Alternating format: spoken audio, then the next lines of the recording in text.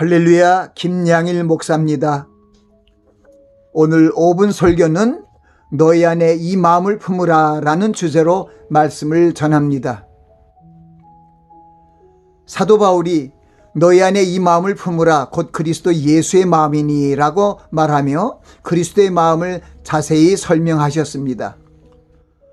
성도 안에 그리스도 예수의 마음을 품어야 하는 이유를 명확히 전하신 것입니다. 말씀의 하나님이신 그리스도께서 하늘 보좌를 떠나 이 세상에 오셨습니다. 수많은 영혼들을 죄로부터 구원하시기 위해 종의 형체를 가져 사람의 모양으로 나타나신 겸손하신 주님의 마음을 배우라는 것입니다.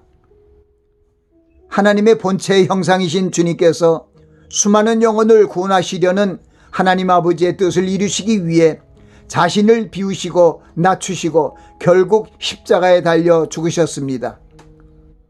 우리도 그리스도를 본받아 하나님의 뜻을 이루기 위해 우리 안에 그리스도 예수의 겸손한 마음을 품고 세습과 유혹의 욕심을 쫓는 옛사람을 벗어버리고 살아가야 합니다. 성도들은 썩어져가는 세상 풍속을 쫓는 옛사람을 벗어버리고 그리스도 안에서 새롭게 창조된 새사람의 옷을 입고 살아가야 합니다. 하나님의 택하신 거룩한 성도로 살기 위해 주님의 말씀을 마음에 두고 평강을 추구해야 합니다. 또한 무슨 일을 하든지 주 예수의 이름을 하고 그 이름을 힘입어 하나님께 감사드려야 합니다. 썩어져가는 이 세대를 본받지 말고 우리의 몸을 하나님이 기뻐하시는 거룩한 산제사로 드려야 합니다. 사람을 창조하신 하나님의 목적과 하나님의 뜻을 이루기 위해 하나님께 영광을 돌리며 하나님의 성호를 찬송하는 삶을 살아가야 합니다. 또한 우리의 몸을 산제사로 하나님께 겸손히 드리는 영적 예배자가 되도록 힘써야 할 것입니다. 여호와께서는 자기 백성을 기뻐하시며 겸손한 자를 구원으로 아름답게 하심이로다 라고 말씀하셨습니다. 그러므로 주님의 재림이 가까워지는 시대에 살고 있는 우리 성도들은 특히 겸손한 모습으로 살아가야 합니다. 주님께서 나타나실 때 우리에게 주실 크신 은혜를 온전히 바라며 마음의 허리를 동이고 근신하며 나아가야 할 것입니다.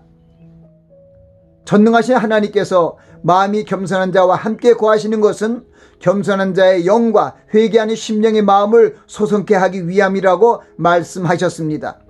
이 말씀은 겸손한 자에게 은혜를 주시고 때가 되면 높이시고 구원하신다는 하나님의 섭리를 말하고 있습니다. 그러므로 잠깐 보이다가 없어지는 안개와 같은 짧은 인생의 길에 연연하지 말고 우리를 향하신 하나님의 뜻을 순복하고 선을 행하며 살아가야 할 것입니다. 구약 성경에 언급된 겸손에 대한 말씀을 살펴보면 여호와께서는 자기 백성을 기뻐하시며 겸손한 자를 구원으로 아름답게 하심이로다. 시편 149편 4절. 사람의 마음의 교만은 멸망의 선봉이요 겸손은 존귀의 앞잡이니라. 잠언 18장 12절. 진실로 그는 교만한 자를 비우시시며 겸손한 자에게 은혜를 베푸시나니. 잠언 3장 34절 말씀이 있습니다. 신약 성경에 언급된 겸손에 대한 말씀을 살펴보면 그러나 더욱 큰 은혜를 주시나니 그러므로 일렀을 때 하나님이 교만한 자를 물리치시고 겸손한 자에게 은혜를 주신다 하였느니라.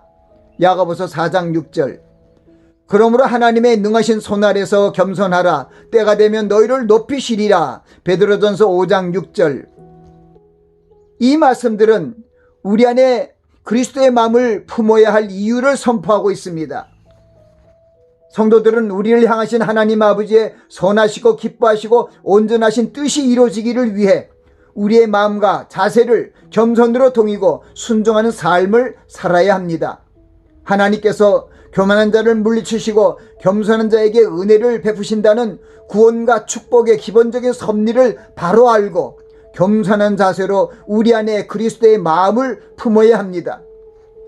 예수 그리스도께서 하나님 아버지의 뜻을 이루시기 위해 죽기까지 복종하시고 십자가에서 피를 흘리며 돌아가셨습니다. 하나님 아버지의 놀라우신 사랑과 예수 그리스도의 은혜로 말미암아 하나님의 자녀가 된 성도들은 너희 안에 그리스도의 마음을 품으라는 이 말씀을 마음에 깊이 새기고 겸손한 자세로 구원을 이루어 나아가야 할 것입니다.